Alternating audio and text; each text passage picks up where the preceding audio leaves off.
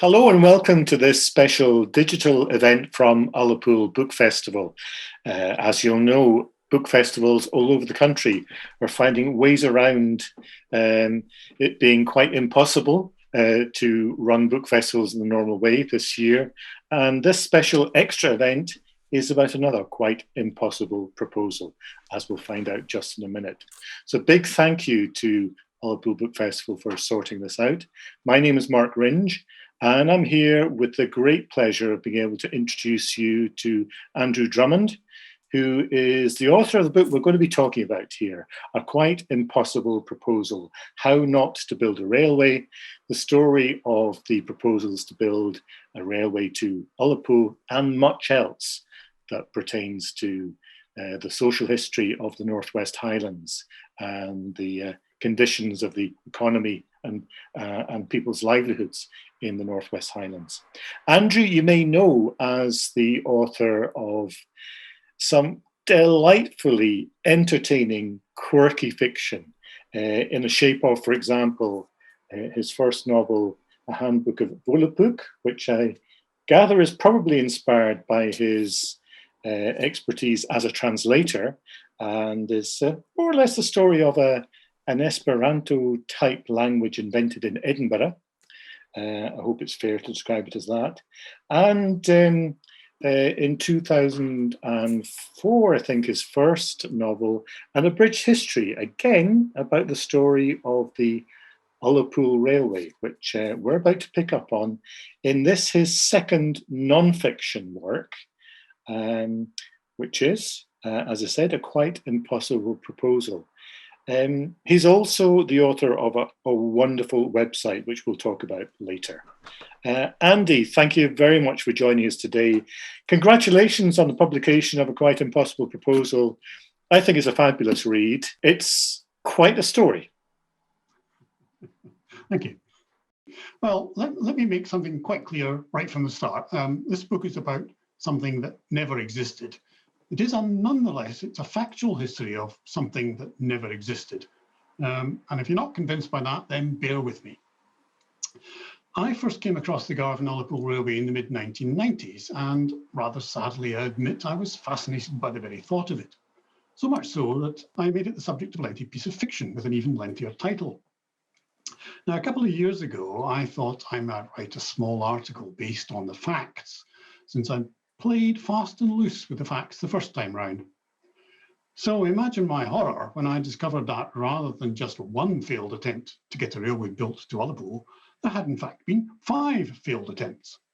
And worse, I found that the Ullapool Railway was not just some bizarre one-off. In the 1890s, there were a good half dozen other railways in the northwest of Scotland which never got built either. And there were too many facts, too many railways. First Brexit, then Trump, then COVID-19, and then Trump again, and now this. I ask you, has the world gone mad? Now, here's a map drawn up by an Under-Secretary at the Scottish Office in 1892. And you can see all those other railways I mentioned. And so from the top, we have the Lairg to Laxford Railway, and then with the Kilrain to Lochinver Railway, and then our Ullapool line. And then we have the Achnasheen to Aldbea Railway. And on the Isle of Skye, there were several different plans, not all shown here, but to link Portree to Uig and Dunvegan and various villages as far south as Isle Ormsay. Now, those of you with sharp eyes will also note an interesting railway which comes across from Fort Augustus to Glenelg, hops across the Kyle, and proceeds all the way to Portree. And over on Lewis, there were lines out of Stornoway to Carloway, as marked, but also to Ness in the north, and even Tarbert on Harris. So there were plenty of schemes there then. Surely one of them would have succeeded. But no, the only lines which ever got built after 1890 were the extension from Strome Ferry to Kyle-Harsh, which is oddly enough not marked on this otherwise accurate map, and the line from Fort William to Mallaig with its famous viaduct, without which Harry Potter might have struggled to get to school. So the Ullapool Railway was one of many promising schemes. But how did you build a railway in the 1890s? Well, it was no easy matter. The first thing you had to do was to get Parliament to pass an act which permitted you to even think about a railway. And for that, you also needed to have a proper survey done. And that was the easy bit, because then you had the infinitely more difficult task of drumming up the finance. And after that, you had to find somebody willing to operate the railway for you. For the Ullapool Railway, the construction costs were estimated at around £200,000. In today's money, that equates to around £20 million. Or after Scottish independence, that would be about 60 million Scots merks, or 800 million bawbees. And because we're talking about a large infrastructure project, it's probably best to double the estimate, which is, I assure you, still peanuts, because I'm reliably advised that the building of a railway from Garve to Ullapool in the 21st century would cost around £400 million. And that, for those of you who are keen on numbers, is just 1/3 the cost of Edinburgh's trams. And in the 19th century, there was actually no hope of the government spending taxpayers' money on such a project. Governments just didn't do that. The capital had to be raised from private investors. So your backers had to be people of considerable wealth, or you had to get into bed with one of the big railway companies. And in the case of Ullapool, that would be the Highland Railway, headquartered in Inverness and controlling the railway from Dingwall to Stromeferry in the west. Now, before we look at the promoters and backers of the Ullapool Railway, let's be clear about why anybody even wanted to build a railway, either to Ullapool or to anywhere else up there. The clue is on the map. From each of the west coast termini, there is clearly marked the route of steamers to Stornoway. And what was there in Stornoway at that time? Two things: truculent islanders and fish. The crofters and cotters of Lewis, like those on Skye, had been in a state of rebellion for several years. They needed land, or, suggested landowners in a diversionary tactic, they needed fish. Expanding the fishing industry was far easier than giving people back their land. So every scheme for building a railway to the northwest coast hinged on the fishing industry in Stornoway. The task was to ensure that the vast amounts of fish caught each year could reach the industrial centres of Scotland and England in the swiftest possible time. If the fish got to market quickly and efficiently by rail, then the fisheries would continue to flourish and the rebellious people of Lewis would settle down again. That was the plan for the railway. Second to consideration was the movement of people. A swift railway connection would bring the people of the West Coast within easy distance of the metropolitan delights of Inverness, the flesh pots of Dingwall. It would open up the area to tourism, and it would also facilitate access to the machinery of government, to legal channels, and to higher education. Now, one MP who visited Ullapool in 1889 was much impressed by encountering a gardener who was reading Livy and a keeper on an estate who was engaged in solving the differential calculus. These facts, argued our MP, tell of the progress which may be expected from such a population if opportunities of communication are within their reach. Railways as a means of education, and if only life was so simple. So, fish and people. As late as 1918, a committee of experts provided us with a splendid fish and people related picture of transportation problems in the northwest. The journey from Durness to Lairg, a distance of 54 miles, costs 16 shillings.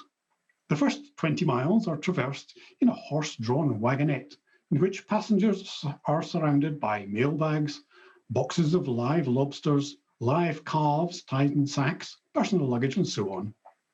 At Reconich, an edition of the same sort is received from Kinlochbervie.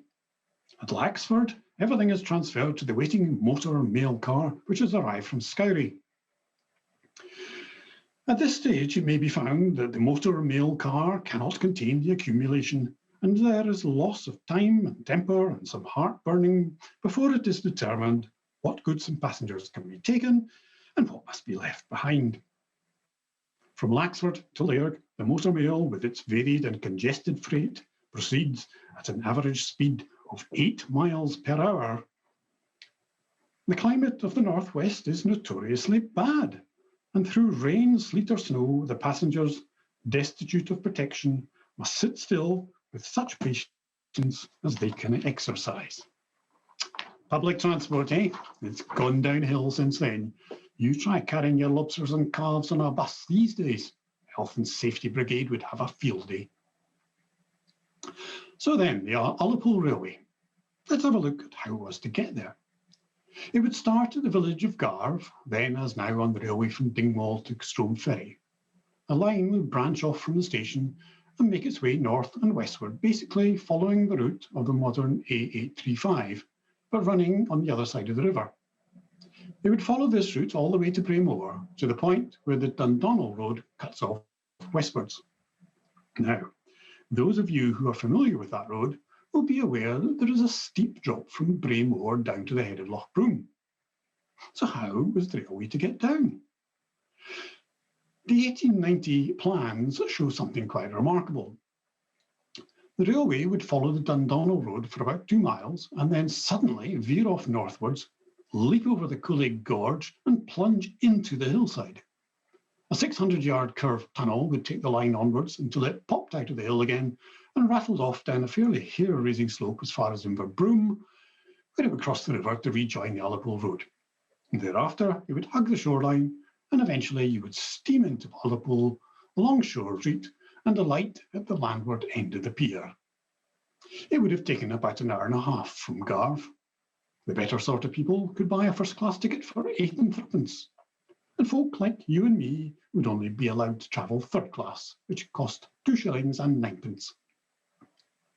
Sadly, even if the railway had been built, there would probably have been no tunnel. A famous railway engineer decided the tunnel was a bad idea and indicated something slightly less spectacular, which is disappointing. That famous railway engineer was Sir John Fowler. He was conceivably the most eminent railway builder of his day, having designed countless railways up and down the land and across the empire, including London's Metropolitan Underground, and most recently he had designed the Forth Bridge. In 1865, he bought the Braemore estate and built a big house up there. It is alleged, controversially I hasten to add, that he also had a short section of a Metropolitan Railway tunnel built behind his house to play with. But it was not his idea to promote the Ullapool Railway. That idea probably came from his son Arthur. Arthur and a motley selection of Mathesons were the directors of the Garve and Ullapool Railway Company, which was founded in 1890. The Mathesons weren't short of a few bob. Sir James Matheson had made a huge pile of money in the Far East, largely from selling opium to the Chinese. He subsequently bought the entire Isle of Lewis and then Ullapool, and after his death, it was left to his widow and various nephews to put up some money to promote the Ullapool Railway. And this picture shows Matheson's little house at Stornoway. Now, our railway crossed around half a dozen large estates between Garve and Ullapool, all of them owned by people who had made fortunes in industry, brewing, finance. Possibly not much has changed in 130 years. These landowners were not at all opposed to the idea of a railway crossing their land. Indeed, one of them, Alexander Purry, who was the proprietor of the Leckmelm estate and who owned a paper mill in Aberdeen, insisted that he be provided with his own private railway station and that trains should halt there whenever he required them to do so, and that trains should not halt there at any other time. Other estate owners were not so demanding, but were happy to be tempted by the advantages of a nearby railway. So it was the rich and famous who were the promoters of the Ullapool Railway, which is no surprise given the costs of getting parliamentary approval. But there was plenty of popular support from fishermen, crofters, teachers, ministers, merchants, and not just locally, but also on Lewis, whose inhabitants spent many a dark evening attending public meetings in support of the railway and signing petitions to be sent off to the Scottish office in London. In Ullapool, much of the campaigning work was undertaken by a little-known local hero, one Patrick Campbell Ross. He ought to have a blue plaque affixed to a building in the village, for if it had not been for P. Campbell Ross, it is doubtful that the campaign for the railway would have endured as long as it did. He wrote letters by the dozen to London. He organised petitions. He stirred up fishermen. He wrote to the newspapers. He collared passing MPs. And above all, he fought tooth and nail against the rival campaign to build a railway from Achnasin to Alt-Bea. One word on the railway from Achnasin to Alt-Bea. One word, no more. This talk is not sponsored by the Alt-Bea Book Festival after all. Its promoters were, if anything, even wealthier than those promoting Ullapool. And it had its own local hero, a man named John Dixon. John Dixon wrote letters, organised petitions, stirred up fishermen, wrote to the newspapers, collared passing MPs, and above all, he fought tooth and nail against the rival campaign to build a railway to Ullapool. He also drew handy maps, as we can see here. There are two very slight anomalies with this map of his. Firstly, the huge loop in the Ullapool line, crossly labelled tunnel, is vastly out of proportion and out of place. Secondly, Ullapool itself has retreated several miles eastward up the loch away from Stornoway, both of which clearly prove that Alt-Bea was a much better place for a ferry terminus than Ullapool. The Alt-Bea line also had its backers on Lewis, which led to mutual denunciations between the Lewis men who supported Ullapool and Lewis men who supported Alt-Bea. It wasn't a pretty sight. At the height of the controversy, the Reverend Hector Cameron and Lewis was moved to declare, "I venture to assert, without fear of contradiction, that should a census be taken tomorrow of the entire population of Lewis, we should henceforward hear as little of an agitation for a railway terminus on the moon as for one at Alt-Bea." So there you have it. A man named Cameron suggesting a people's vote. Well, in the light of experience, I think the outcome would have been 51.9% for the moon and 48.1% for Alt-Bea. All that's missing now is a man named Johnson in the Scottish office deciding that going to the moon was the best option, but we'd all be going without any oxygen at all. After a couple of years of campaigning, the promoters of the Ullapool line felt confident. In August 1890, an Act to authorise the construction of the railway from Garve to Ullapool was passed at Westminster. Incidentally, the Act also set out maximum passenger and freight charges. It was all very organised. So, for example, persons could be carried at 3d per mile for first class, 2d for second class, and a penny for third class. Animals, horses, mules, asses, or other beasts of burden at 2d a mile, oxen, cows and bulls, 2d per mile, calves and pigs, a penny halfpenny per mile, sheep or other small animal, a penny per mile. And as for goods, dung, compost, manure, lime, etc., penny halfpenny per tonne per mile. Coal, coke, charcoal, cinders, stones, bricks, etc., 2d per tonne per mile. Sugar, grain, corn, flour, timber, guano, nails, and of course anvils, 3d per tonne per mile. Cotton, wools, manufactured goods, and fish, 4d per tonne per mile. So we had an Act, we had a railway company, we had a fare structure, we had local support and rich promoters. We had P. Campbell Ross writing letters and fighting the deluded zealots of Alt-Bea. What could possibly go wrong? Well, just about everything. To begin with, the Secretary for Scotland decided to send a couple of inquiry commissions to the Highlands. The Secretary for Scotland at that time was Lord Lothian. In 1890, he sent out a body of respectable men whose task it was to report back on possible improvements to the economy of the North West Coast.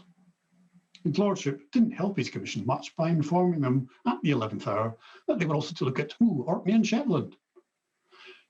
But in the best tradition of government inquiries, this one came and it saw, and then it couldn't decide what on earth should be done. Its best guess was that emigration should be encouraged. But it also considered all those railway options which we mentioned earlier and said that, well, any of them were possible. And although the Commission claims to have interviewed people in Ullapool, there was a strong suspicion that they hadn't even found the place. Neither was the Commission's official report characterised by care and attention. On the map, which is included with the report, Ullapool was clearly marked several miles further east from where it actually stands. They looked suspiciously like the map doctored by the Alt-Bea supporters. Well, at the sight of the report in this map, the people of Loch Broom were outraged, and even Lord Lothian felt embarrassed. A better man then than our imaginary Mr. Johnson. 1 year later, Lothian was obliged to send out another inquiry commission, this time specifically to look only at the proposed railways. They didn't do well either. Ullapool, they stated in their report, is situated 16 statute miles up an arm of the sea, having an approach encumbered with islets and rocks. Well, you'd be hard-pressed to see those rocks and islets now. The people of Loch Broom and Cloygach certainly failed to see them. But because of those supposed encumbrances, it was reported that Ullapool could possibly function either as a fisheries centre or as a port for steamers to Stornoway, and therefore was useless as a railway terminus. There was much hilarity in the House of Commons when local MPs asked whether the Admiralty charts were perhaps inaccurate, because they showed absolutely no rocks and islets. But the people of Ullapool were less amused. At a public meeting, the report was condemned as stupid, irritating and mischievous. P. Campbell Ross went one step further and described it in a letter to Whitehall as simply drivel. He had much more to say to the Secretary for Scotland, which was less than complimentary. Our people are weary of commissions, committees, and those sorts of things. I hope we shall have no more bodies of distinguished strangers making inquiries in our midst.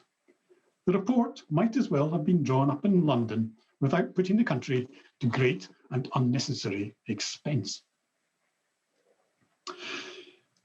In the meantime, the Ullapool promoters were making no progress at all in finding financial backers.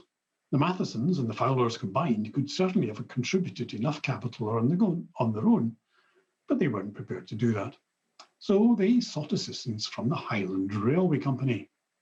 The Highland Railway Company was not at all keen, since its own plans were to consolidate its monopoly of West Coast traffic by extending the Strome ferry line to Kyle-off-a-Harsh.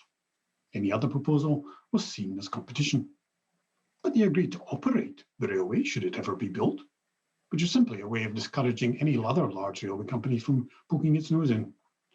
The Highland Railway Company was very good at some things, and one of those was quietly suffocating the dreams of its smaller rivals. And so, between government incompetence and the inertia of private enterprise, the promoters ran out of time. The scheme for the Ullapool Railway died a death. In August 1893, the rather sadly named Garve and Ullapool Railway Abandonment Act was passed. Yes, indeed, you had to have an act to abandon a railway as well as build it. And quite coincidentally, at around the same time, the government packed its pockets and look, suddenly found some money to subsidise the construction of both the Mallaig and the Kyle extensions. Now, we must mention here also the brave attempt to bring a railway from Coleraine or Invershin to Lochinver, following the route of what is now the A837 road and ending up at Ardglash Point. Clearly, it was a proposal which rivalled that of both Ullapool and Alt-Bea. It was also a proposal which had little chance of success, since there were no rich or aristocratic backers, only fishermen and a local minister. When local representatives approached the Highland Railway Company for support, they were met with a response just on the courteous side of mockery.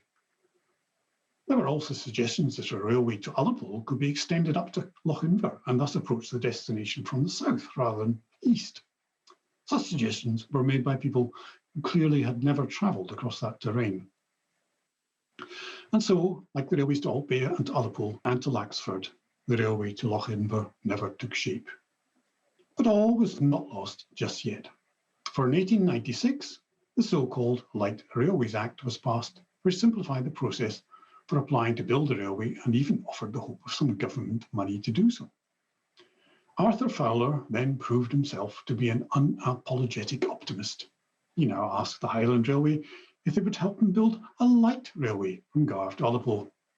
The Highland Railway smiled politely and informed him that it would be delighted to operate such a railway, although I think they actually lied, but they wouldn't help construct it. And so that was that. The 1896 Light Railways Acts, incidentally, did lead to a healthy crop of small branch lines in the north of Scotland. I would mention the Wicken-Lipster line, the Dornoch line, and the Cromarty and Dingwall line, which enjoyed the ignominy of not starting in Cromarty and not finishing in Dingwall, or indeed of ever operating, because while it was under construction in 1915, the track was sacrificed to the greater good of the war effort. Arthur Fowler's brief straw-clutching exercise in 1896 was the second attempt to build the Ullapool Railway. In 1901, there was a third attempt by a gentleman named Major Blunt. Major Blunt contacted the splendidly titled Congested Districts Board to ask for financial assistance in building a tramway from Garve to Isle Martin for the transportation of fish. The Congested Districts Board was a rather forlorn body set up by government to assist cash-strapped crofters and crofting in the northwest of Scotland. It was pitifully underfunded and so achieved very little in its 14 years of existence. Anyway, Major Blunt wanted his tramway to run along the existing road, and he wanted money from the board to increase the width of the road and build additional bridges. The board turned him down and advised him that there were already what they described, a little misleadingly, as perfectly good carriage roads. It should be pointed out that Major Blunt was the husband of none other than this lady, the Countess of Cromarty. Now, I may be wrong, but he didn't seem to be the type of people for whom the Congested Districts Board was created. The fourth attempt to build the railway is the one which almost succeeded. In early 1918, in the time-honoured tradition, the Secretary for Scotland dispatched a committee of inquiry to look into rural transport in Scotland. Its brief was to report on transportation problems and recommend solutions for improvement. Now, where have we heard that before? Well, this committee toured the length and breadth of Scotland, and what they found was that transportation, even allowing for the disruption of war, was a shambles. The 25,000 miles of public road were poorly maintained, leading to high transport costs and delays. The railways were quite insufficient in number and range to handle the loads any better than the roads. The steamer services up and down the west coast left much to be desired. I'm saying this and wondering, what actually has changed in 100 years? Remarkably, their report made a number of far-reaching radical recommendations, even going so far as to suggest that the state should fund and operate railways, and, of all things, that McBrain's should come under state control. Bolshevism had come to Scotland. In March 1918, the Rural Transport Committee came to Ullapool, and the elected representatives of Ullapool had their finest hour. By now, after a series of unfortunate events, the Braemore estate was owned by Sir John Fowler's third son, Montague Fowler. Sir Montague was an interesting man. He had followed a career in the church and was at one time the chaplain to the Archbishop of Canterbury. But when he inherited the estate in 1915, he threw up his career in the church, installed himself at Braemore, and dedicated himself to the life of a Highland laird. In 1918, Sir Montague organised the parish council and school board into a campaign team to persuade the Rural Transport Committee that the building of a railway to Ullapool would be a good thing. Checklists of advantages were prepared, letters were sent. Montague himself took the time to go to London to lobby various government departments. Even, he advised his admiring campaign team, he had lobbied the American embassy, although there was no mention of a deal for chlorinated chicken and pharmaceuticals in return for US support. The campaign team put forward several arguments in favour of the railway line. Among those were the improved transportation of fish, of course, of timber, of which, quite coincidentally, Sir Montague had a large and ready supply on his estate, and, a little less convincingly, of agricultural produce. And since the war continued, a railway to Ullapool would permit troops to arrive quickly to fend off enemy incursions on the north and west coasts. Or, the argument continued, perhaps a little fantastically, in the event of possible disturbances in Ireland. Certainly nothing would have surprised the Irish Republicans more than the Royal Navy steaming in unannounced from Loch Broom. In its report, the Rural Transport Committee made a number of significant proposals for new railways. Some of these would now bring tears of joy to the corporate eyes of Visit Scotland. A 75-mile long line on Skye between Armadale, Portree and Dunvegan. On Lewis, a 40-mile railway between Stornoway, Carloway and Ness. 13 new mainland branch lines were also advocated. And standing out above them all, the Garve to Ullapool proposal. It would, if I could amuse you with the modern jargon, be a no-brainer. We are impressed with the arguments in favour of the construction of this line. We are further impressed by the existence of large reserves of water power and the consequent prospects of manufacturing industries being established in the neighbourhood of Ullapool. Apart from those considerations, the greatest argument in favour of this line is that it will give the shortest through connection between a port on the west coast and the existing railway systems. The Ullapool team had certainly done its work well. What could possibly go wrong? Just about everything. Despite the very best of recommendations, and despite the unstated promise that the government would actually finance the construction of all these railways, not a single one of them was ever built. There were several reasons for this, not least the social and political upheavals which immediately followed the end of the war, which distracted the great minds in government. Perhaps the more cogent reason for ignoring railways was the lorry. Lorries were returning from the battlefields in their thousands, along with thousands of men who were trained to drive them. The internal combustion engine had arrived, and in the driving seat was private enterprise. Railways went into decline. And fifthly, and finally, the last valiant attempt to build the Ullapool Railway was made in 1945 by local estate owner and philanthropist Commander Viner. He approached the London, Midland and Scottish Railway, which by then had inherited most of the Highland Railway network, and he asked them to help him plan and finance a railway from Garve to Ullapool. This would, he argued, give a major boost to the local economy. The LMS Railway took one look at the proposal, doubled Viner's estimated costs, and then said quite firmly, no. And that was that. So what, I wonder, have we learnt from all this?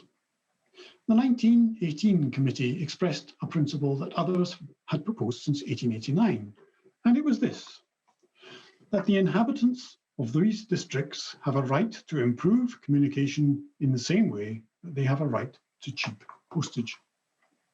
It's an intriguing proposition, and one, when you think about it, which is hard to deny. Well, okay, cheap postage may also be a thing of the past. Nonetheless, billions of pounds are spent on huge road and bridge schemes elsewhere in Scotland, even on trams. Although, as an Edinburgh man myself, I can assure you we were crying out for trams to take us between John Lewis department store and the airport. So why not some money on improving public transport in the northwest? Prior to 1919, improved communication was desperately required, if only to separate lobsters and calves from people. But several opportunities were missed to implement appropriate solutions. You would have to ask, did the government in London ever listen to its own advisors? The answers must be no. The attitude in Whitehall was neatly summed up by an Under-Secretary in the Scottish office who scoffed that it was quite impossible that such a proposal could be entertained. The several proposals for the Ullapool Railway were wrecked by three things: by civil service incompetence, by the interests of private railway companies, and by a complete lack of political imagination in government. Not only were no railways built, but very little was done to improve roads or sea transport either. It was not until 1973 that there was a proper ferry service between the West Coast and Stornoway. One last thought for you to take away. Leaving aside for now the COVID effects on public transport system, could a railway be built to Ullapool today? Not impossible, stranger things have happened. For example, the Borders Railway has been resurrected. Expensive, but if it was part of an overall freight strategy, it could prove not necessarily cost effective, but socially and environmentally advantageous. Because first and foremost, a railway was and is a social asset and not an economic one. Thank you for your time. Andy, thank you very much indeed for that. I mean, you've touched on a lot there, but there's a lot more in the book. You mentioned at the end there about just what it would be like to contemplate the building of a railway to the likes of Ullapool today. popular with tourists. It's also, a ferry port for storing away, as you said.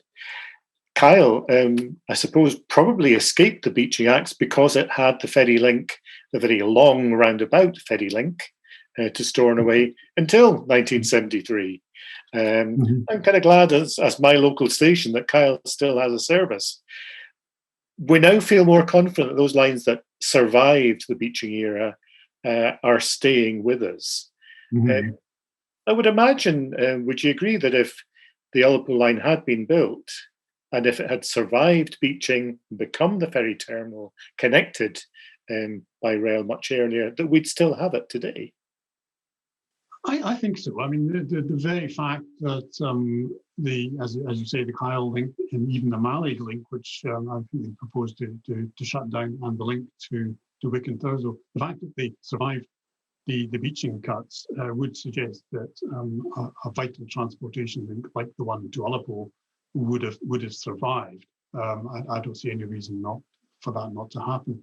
I mean, it's very difficult to predict, how history might have been had things been slightly differently, because there are so many factors to build in. Because if the Ullapool line had been built and had survived, would the Kyle line have survived? And the answer might well be no.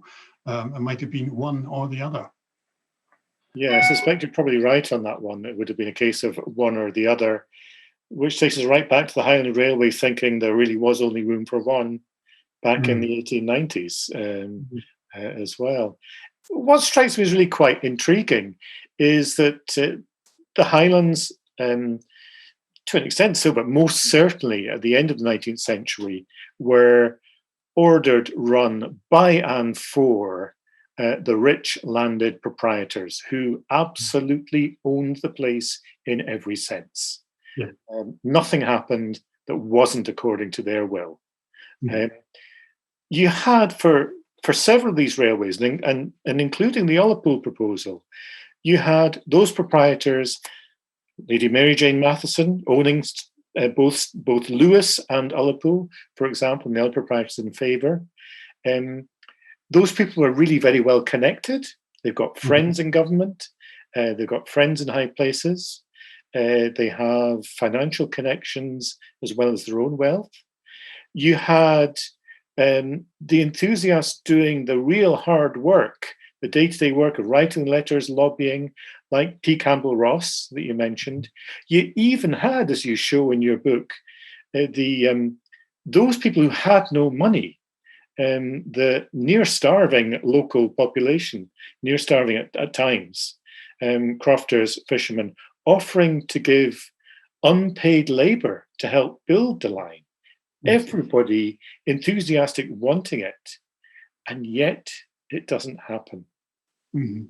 Yeah, I mean, it is a real tragedy, and I think as you say, a lot of the people, the promoters, were very well connected, but the Highland Railway Company also had its good connections. I mean, the directors of the Highland Railway Company were not ordinary people. They were rich estate owners, they were lords of this and that, and they also had their contacts in government. I think what it comes down to is that you must remember in those days that the government in London, be it conservative or liberal, simply at that time were not interested in funding railways.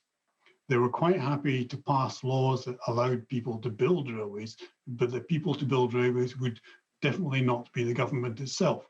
So when it came down to the question of which railway ought to get built, it was basically left to private investors and the people who could perhaps nudge government just a little bit to get some subsidies.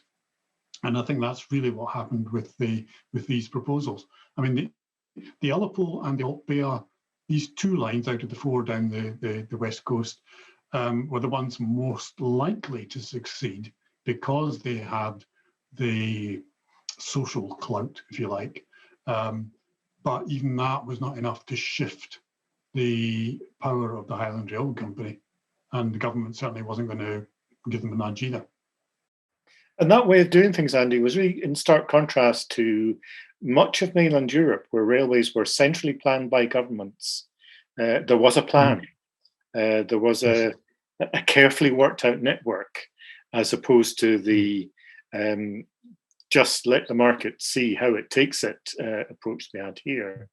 And Yes. also quite different to what was happening in Ireland. At that time, part of the United Kingdom, with the same government as Scotland had in London. What comes across to me quite intriguingly in the book is how often, in so many ways, um, what's happening in the Highlands of Scotland uh, has been done in a better way in Ireland before. Yes. Yes.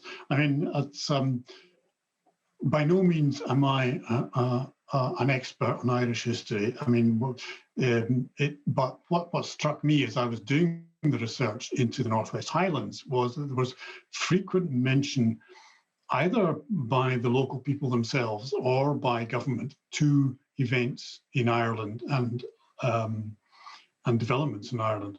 Now, as you say, in Ireland during the 1880s, 1890s, and so forth, there was a whole raft of legislation that went through Westminster to basically fall over backwards to provide the Irish economy with railway links, with subsidies for fisheries and so forth and so forth. And at the same time, there was a lot of legislation going through to hand ownership of the land back to the people who actually worked it.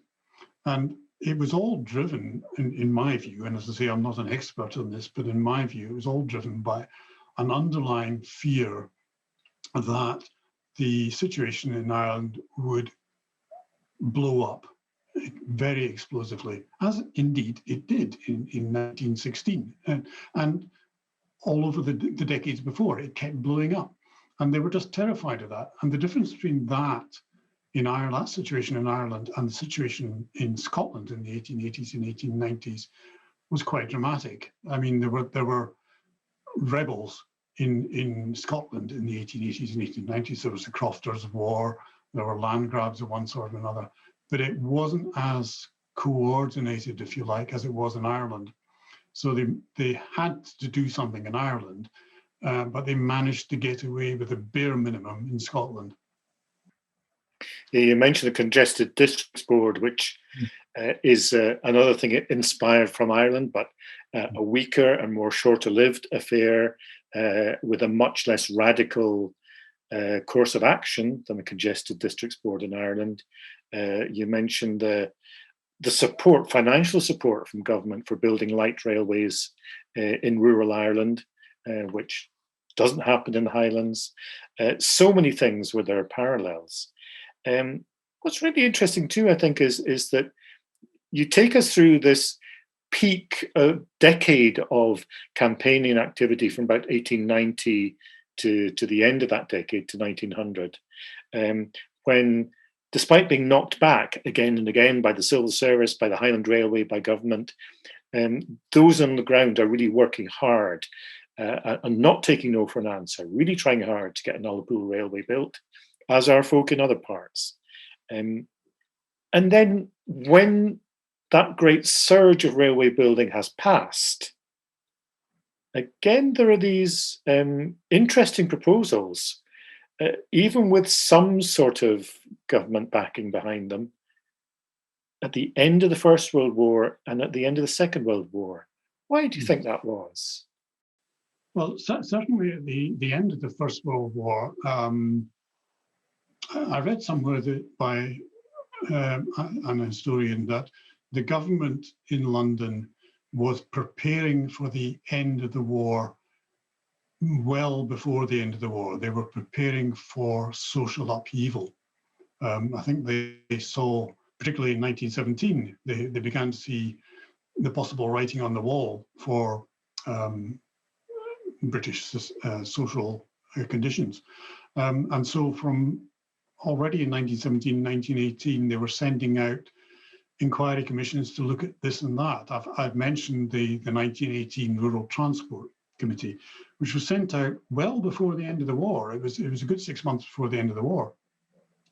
And if you look at all the things that took place immediately at the end of the war in terms of new legislation, in terms of new rights, in terms of voting, and in terms of rights for land and for housing, the government was absolutely doing its utmost to try and head off anything worse, if you like, worse for them, I hasten to add. So there was all that taking place, and that's one of the reasons why they were looking at transportation, because the government did, for all their idiocy, they did realise that transportation in Scotland and in other rural areas was vitally important. At the end of the Second World War, there was that one attempt by Commander Viner to persuade the LMS to build a railway. It was a bit of an outlier, that one.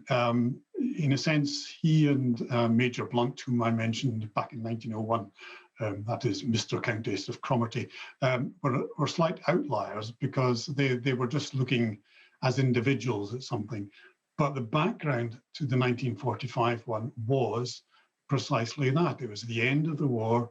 It was what would eventually return a landslide victory for a Labour Party in government. It was men coming back from the front, looking for, men and women coming back from the front, looking for better social conditions. And yeah, as I say, the 1945 Ullapool railway line attempt is not quite of that nature, but it is interesting that it took place against that background. It's a surprising one at that time.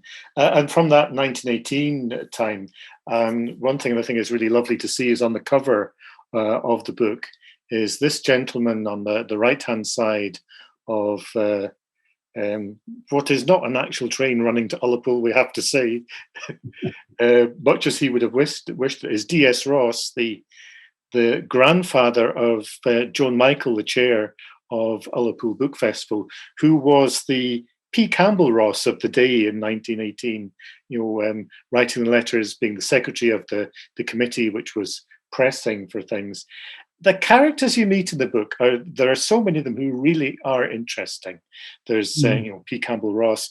There's something people might expect is Spencer Perceval crops up quite a few times. The one British Prime Minister, as you'll know from your pub quizzes, who was assassinated. And he's got this rather odd connection to an awful lot of people in this book. Yes, it surprised me as well, but I can't actually even remember the details now. But as far as I remember, it was either his illegitimate son or his son's illegitimate son kept spawning all kinds of people all over the place with either the name of Spencer or Percival in their full name, and they just kept popping up all over the place and intermarrying with all manner of, for example, Mathesons as well. If you try and follow the Matheson clan in the Northwest Highlands, it's virtually impossible. They seem to have a finger in every pie. But as you say, the Spencer Percivals of this world just kept popping up, and one of them led, I think, the 1890 inquiry into the West Highlands. Was chaired by one such, who has to be said, he was earlier a chairman of the Fisheries Board, so he was likely to have a background knowledge. Unfortunately, it didn't come through very well in the report. Yes, Spencer Perceval seemed to have an awful lot of grandchildren who found themselves with a connection to the proposals for an Ullapool railway. There's a great deal of fun to be had with that. We must mention the website, which I think is enormous fun, where amongst other things, amongst links to your other books as well, you can actually let us go virtually on this impossible journey, and we can see what the fare is and what class we want to travel and so on. Tell us a bit about the website, Andy. Well, it was that bit of the website. What did you do in lockdown? Yeah, it was one of those. So I decided to resurrect the Highland Railway Company, which has not been with us since 1922. And I imagined that all of these railway lines to the northwest coast, all of these railway lines on Skye and on Lewis would have been built and still be with us today. So around that, I built fare structure, built on what I knew about the fare structure proposed for the Ullapool Railway. I built timetables, and I have to say that when I was writing the book, I was given a great deal of help by a man called David Prescott, who's a consultant railway engineer, and he offered, free of charge, to generate a timetable for trains from Inverness to Ullapool in the 21st century. And so he provided me with that, and I thought, I can do a bit of that as well. So I provided you with timetables for all of these railways, including the rather wonderful railway on Lewis, where you can go either clockwise or anti-clockwise round the north of Lewis from Stornoway. And then, obvious things like season tickets and everything else. So I bunged them all into the website, and I had a great deal of fun creating it. And I believe a number of people have had a great deal of fun purchasing their tickets.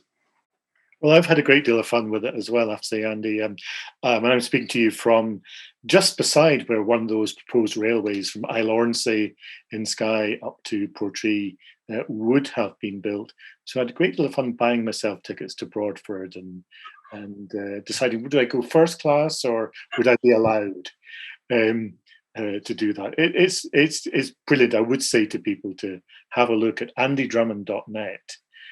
And to look at the other stuff that's there about, in connection with your other books too.